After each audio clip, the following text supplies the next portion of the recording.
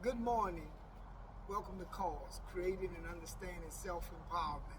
This is another situation where I have said opportunity only knock where you build a door, because I was out and this brother was out working, and then that's when we came together when I was going in. He said, when we going to do the podcast? I said, well, we can do the podcast right now. So this podcast here is the format is man on the inside. So I'm interviewing a lot of guys about their reentry experience. And this is Nuke I got with you. Nuke, tell us about your reentry. What it felt like you was walking out of jail. Man, it kind of, it felt good, man. It felt good, man. Just to be out and just to have the freedom just to spread your hands and just to walk somewhere without nobody really just telling you what to do or nobody over your back or nothing like that. Just a feeling just to be home, man. Yeah. And how long was you gone? I was gone three and a little bit over 3. Yeah, because I remember when you first came and I used to see you praying and stuff in a TV room and things. I asked you where you had came from. You told me you had been to USP Beaumont. Right. Yes, sir. So you did most of your time there? Yep, did all my time there. Okay, so, and I know this too because one day I asked you, I said, what, you from Dallas? Because I heard you ask about, can you move to you? So you got history in Dallas. I've been in Dallas since Katrina. So I got like a little history, been out there about good 18, 19 years. So you left after the storm? Nah, I ain't never leave. I left New Orleans after the storm, after Katrina. Well, right before Reba, we were like in between. So, it'd be like, I don't know, in Texas, it's like they just, when you from like another state, it's like, when you from Louisiana, period, it's like they got this some type of hold on you to where they're like, they gonna punish you worse than the next person. Because like really, I wouldn't even supposed to be in jail on the cruise, so, but, Texas they really just still got the vendetta for people from New Orleans still, and it's been like almost 20 years. And you know what, that's the thing, because, I was in USP Beaumont when Katrina happened, right? So we was watching on the news that a lot of people that went from New Orleans that went to Houston, Atlanta, and a whole lot of big cities, right? So we was able to see the New Orleans news, and we seen that it was a lot of beefing even with the high schools and schools and stuff. I was in middle school, and it was terrible. I was in the 7th grade, and I'm talking about, man, it's like, people just, where you from, New Orleans? I'm talking about, I remember a bus driver told me, man, she was like, I was getting out the bus, and I guess I had an attitude, and she was like, where she like, where you from? And I said, New Orleans. She just heard me talking, and she like, oh no, she like, get his bad ass out my bus right now. I'm like, damn, I ain't even did nothing. Like them people, like, cause man, and I was in the 7th grade.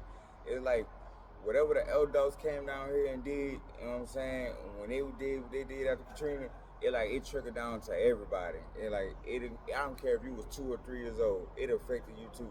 Like, no matter where you went, no matter who you was around, like, you getting affected. People won't fight you. People won't talk to you crazy. Like, some people won't help you, though. I ain't gonna lie. It was some people helpful, but it was more fighting than anything.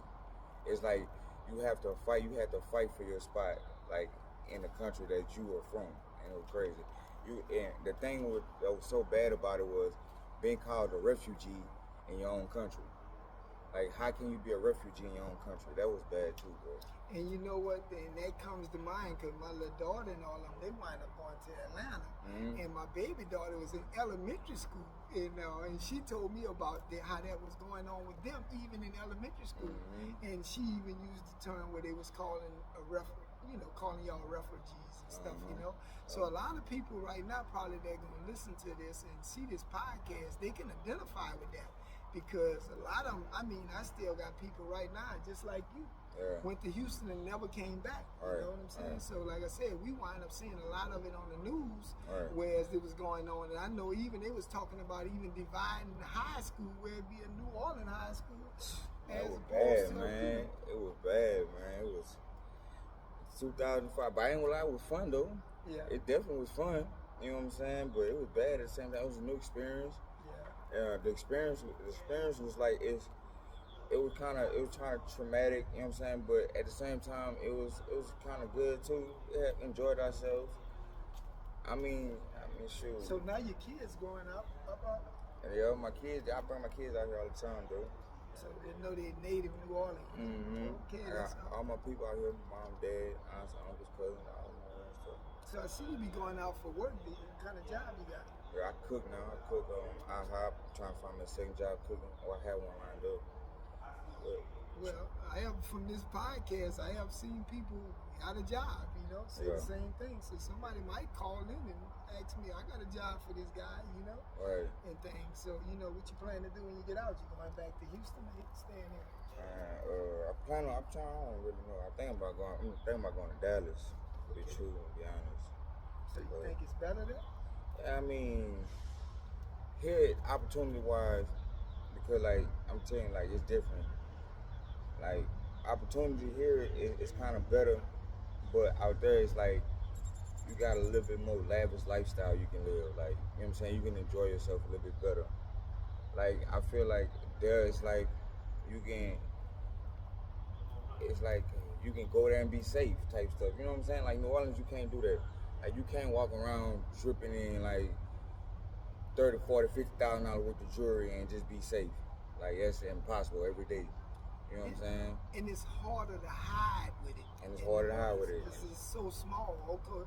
In spite of whether New Orleans is a major metropolitan city, it's really small. Right. Meaning that sometimes you don't even have to know a person. You just tell me what they drive, and I say I know who you are. Yeah. So so that has its disadvantages.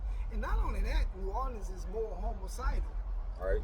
Right. But it's a city of, it's a city of two cities, right? Right. Because it's really like the street parts of it that makes it more violent than the street. Where it's like maybe your auntie and your cousins that's working people, they feel the threat of it, but the threat is not right up on them like those who are in the street. Right. Yeah. So, but that's good, man. I'm glad you came about because it's been like a week since I did a podcast, with somebody, and I told people I was gonna try to get as many people. So when you came up, I was like, "Come on, brother, we can do this right now," and things. So I'm glad that you was able to enter this podcast this morning so we can get some content out.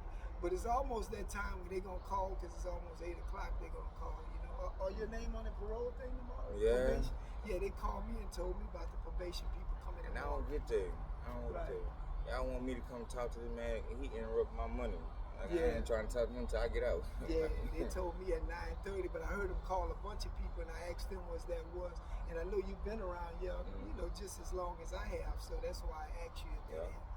So anyway, we're going to end this podcast the same way we came. Hopefully that some inspiration came out for someone. It's another brother, re-entering back from society, So on that, we leave you like you came.